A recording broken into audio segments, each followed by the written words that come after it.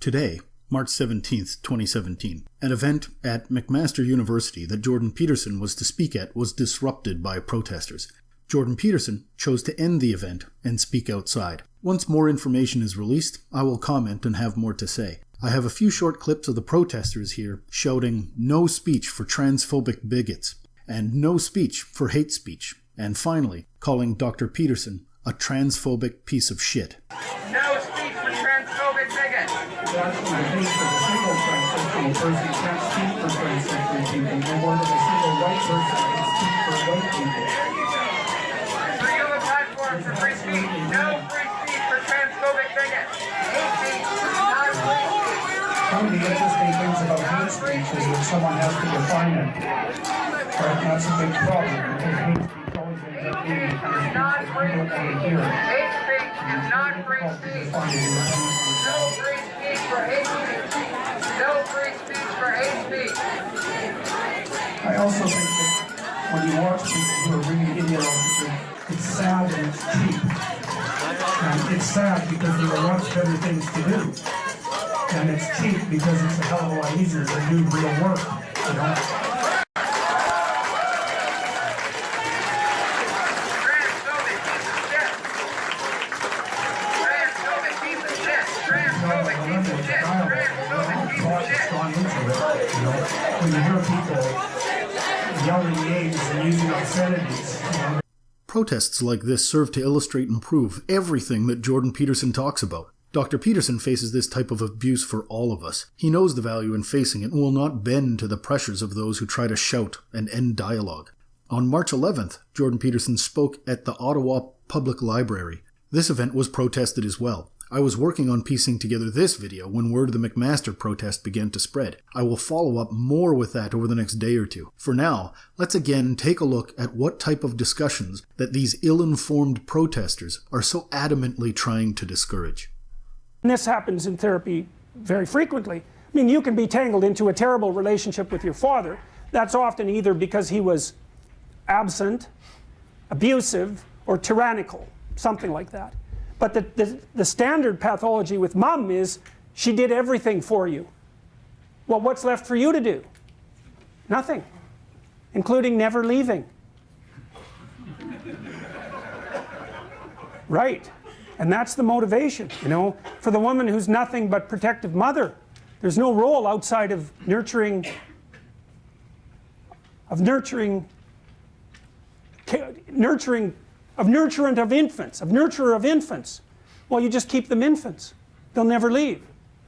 They might kill you one night in your sleep, but they'll never leave. Can you connect that to what we're seeing in terms of identity? Sure, sure. I mean, it's so comical watching the feminists, postmodernists in particular, rattle on about the absence of gender reality and act out the archetypal devouring mother at exactly the same time.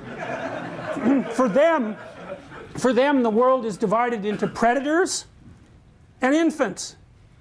And the predators are evil and need to be stopped, and the infants need to be cared for. Well, that's what the mother does. But adults are not infants. And all you do is destroy them when you treat them that way, especially when they're adolescents and just starting to develop. You know, there's a rule that I attempted to abide by when I had small children, and the rule was, don't do anything for your children that they can do themselves. And that's annoying, that rule, because it takes you like 15 seconds to dress a 2-year-old, but if you let the 2-year-old dress himself, it's 15 minutes. Or 20 minutes, or half an hour, you chase them around the house. But if you let them learn to dress themselves, then you don't have to dress them anymore, and they can do it. And you do that with setting the table, and you do that with everything. It's like, no, it's okay, you do that now. Well, I care for you so much, let me do that for you. It's like, I don't care for you at all when I say that. I don't care for you at all. I'm going to stop doing everything I possibly can for you as rapidly as I possibly can. Say, well, that's great, that's how you work in an old age home. Do not do anything for the inhabitants that they can do themselves, because you rob them of the last vestiges of their independence, right? It's what you do when you're a manager. If you're a good manager, you make yourself superfluous. by extending autonomy and independence to the people that you manage so that they can take over the whole job. You don't do that by doing everything for people. And you certainly don't do that by dividing the world archetypally and uncritically into predators, those who have more, and victims, infants, those who have nothing, and acting like all you can ever do is protect them. You don't protect, first of all, you can't protect people. You can only make them strong. That's it. You cannot protect them. You can make them strong, and then they can protect themselves. But then they don't need you. Right, and there's the underground pathological element of the devouring mother. It's like, never leave me. Here's the deal. I'll do everything for you. You just never leave. Right, that's sleeping with your mother. Right, that's the Freudian nightmare. Right, you don't invite your child into your bed. Right, you distinguish between them and you. You distinguish between them and your husband. And you facilitate their independence. A part of the reason why it's useful to have a mother and a father is because the mother has to fall insanely in love with the infant or she'd throw it out the window, right? Because they're insanely demanding and they're always right, right? Because the right way to treat an infant, especially before 9 months, is I'll do everything for you and you're always right and your needs take priority over everyone else's, and anybody that threatens you is terrible. Exactly right. But after, once the kid is ambulatory and starting to be independent, that's the wrong attitude. The attitude then is, get the hell on with it. And men who are less prone to negative emotion and less compassionate are much better at fostering that kind of independence. And so it's usually then when they step into the family and start playing with the kids, rough and tumble play, and pushing them forward and saying, get on with it, you can do it, you can do it. And it's very hard for a mother to play both those roles because she has to fall so in love with her infant that it's difficult for her to be like universal caregiver and disciplinarian at the same time. Because the roles run contrary to one another. And so now women have entered the political sphere, right, en masse. And so they're going to bring their essential nature with them, all the while saying there's no such thing as essential nature. It's like, yeah, there is. What Jordan Peterson is talking about here is that there are differences between men and women in terms of their temperaments and attitudes that can both contribute positively to the upbringing of a child. The topic of his talk was strengthen the individual. He disagrees with the view that there are no biological differences between the sexes and is always willing to engage and provide examples. I thought this part of his talk reaffirmed another publicly protested speaker. In 2012, Warren Farrell spoke in Toronto. Here is a look at the protesters for that event. The men in this clip were waiting to go inside and listen to the talk. Did you expect to get some addressing of suicide issue at the talk here? Yes, I did. What I have to ask on that, and I'll ask you, is why this space to talk about that? Feminism, for example, offers lots of spaces to talk about mental health issues, talk about depression, both in men, women, and people who don't identify within the binary.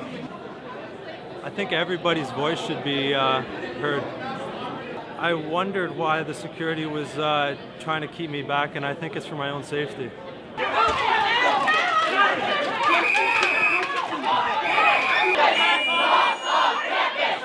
This is what men's rights look like! This is what men's rights look like!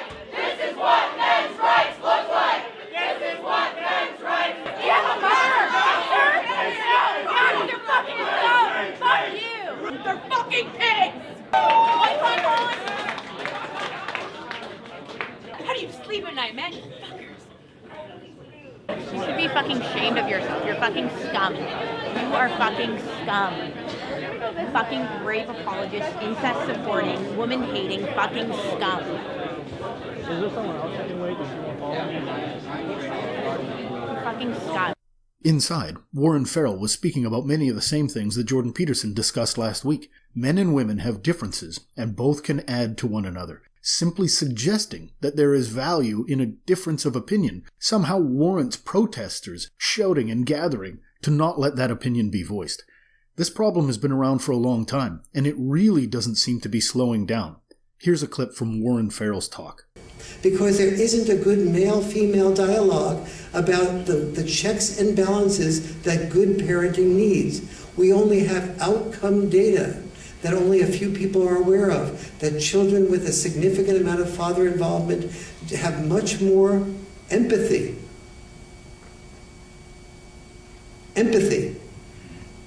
Now, how in the world do children with a lot of father involvement get, for example, more empathy?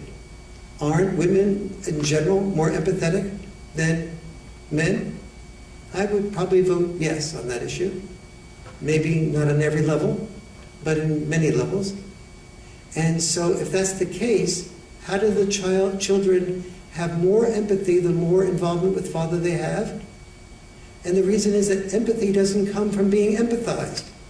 When you're empathized with, you learn to focus on yourself.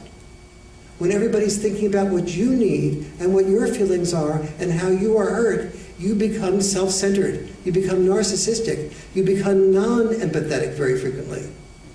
Empathy often comes from, like, say, a father and a child wrestling, and the father saying, you can use leverage, you can fake me out with eye contact, but if you poke me in the eyes or pull my hair or kick me in the groin, there'll be no more wrestling tonight. And then the child does one of those things, and the father says, okay, no more wrestling tonight. The father who enforces the boundaries of no more wrestling tonight teaches that child, daughter or son, to think about some feelings besides the child's need or desire to win as a wrestler. The child who doesn't get those boundaries enforced starts thinking, let me see how much I can get away with by poking, pulling in order to win. When a mother and father are divorced, very typically a mom will say, sweetie, you can't have your ice cream until you finish your peas. What will a dad say? He'll say exactly the same thing. You can't have your ice cream until you finish your peas. The difference is that when mom says it, and then the child says, I've had a few more peas, can I have my ice cream now?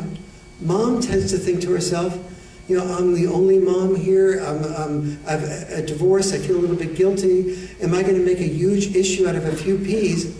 I don't think so. It would be insensitive for me to do so. So the mom is more likely to say, okay, you've had a few peas, now you can have your ice cream. The dad is more likely to say what? Excuse me, we have a deal here. The deal here is you can either not have any peas and get your and get no ice cream, or you can have all your peas like we made the deal for and get the ice cream. And the child, and here's the key issue here, the child with the mom is learning, I can always manipulate a better deal. And if mom articulates any of her vulnerabilities, like I feel a little bit guilty after divorce, the child goes for that feeling that she or he can manipulate. So the child doesn't learn how to focus attention on what she or he needs to focus attention on. The child begins to get attention deficit disorder. So children raised primarily by moms are twice as likely to have attention deficit disorder as children raised primarily by dads. Because watch what the dad is doing. By him saying you can't have your ice cream until you finish your peas, he's making it worthwhile for the child to focus on finishing those peas, that is, focus on the activity it needs to focus on in order to get the reward. What the child is learning from the dad is that postponed gratification pays. What the child's learning from the mom is that postponed gratification doesn't pay. I can win the ice cream without focusing for very long. I can focus on manipulation rather than on finishing the deed. Postponed gratification, I mentioned before, is the single most important skill set to do that. So knowing these differences are very helpful. But can women learn to do that boundary enforcement? They absolutely can. Is it harder for women to do that? As a rule, usually, because women have such a protector instinct and the empathy, oftentimes in the feelings of the sensitivities of that child about the divorce or having failed in school or something else that went wrong in school, are likely to be very present in the mom's psyche. So it's valuable for the father to understand that that difference is there because it increases the father's empathy for the mother and what she's struggling with and how hard a difference. For the father, that comes natural. Tough love comes much more natural for most dads. So it's important for moms and dads to understand their differences, but it's also important for moms and dads to realize that raising children is like running a government. You better if you appreciate conservatives and liberals as checks and balances, and when you have both, you run a better government with raising children. When you have the father input and the mother input, and you keep both involved, and instead of saying, you're wrong, Mom, you're wrong, Dad, you appreciate the tension. The tension is really checks and balances. And so rather than focusing on the tension, and we're terrible, we're not worthy of each other, we shouldn't be with each other, we want something different, we say, I really appreciate what you bring that's different from what I bring. I see how difficult it is for you to think differently about that. Let's talk that through and communicate that through and learn to both contribute to that. When we do that, we are bringing to our sons and our daughters a view that when parents disagree, they can resolve that rather than divorce. Both of these events were protested loudly. Jordan Peterson often says that if dialogue ends, the only way to settle differences is through violence. Peterson acted with incredible restraint at the McMaster event. It was originally scheduled to be a debate, but the opposing side withdrew. Then the moderator withdrew. Dr. Peterson showed up, along with people who wanted to hear him speak. Watching the protesters, you have to ask, who are the ones that are filled with hate? Who are the ones that are not tolerant? Who are the ones that have the irrational fear? If Jordan Peterson's views are incorrect, then question them, criticize them, debate them, or encourage others to debate them. The culture of victimhood is hurting everyone. The promotion of this ideology through so much of the humanities courses in universities has to be challenged. If it can't be challenged through discussion, then what? Remember, like and subscribe, but most importantly, leave comments and engage with others. Open discussion is always needed. If you have nothing valid to say, ZeroFox given.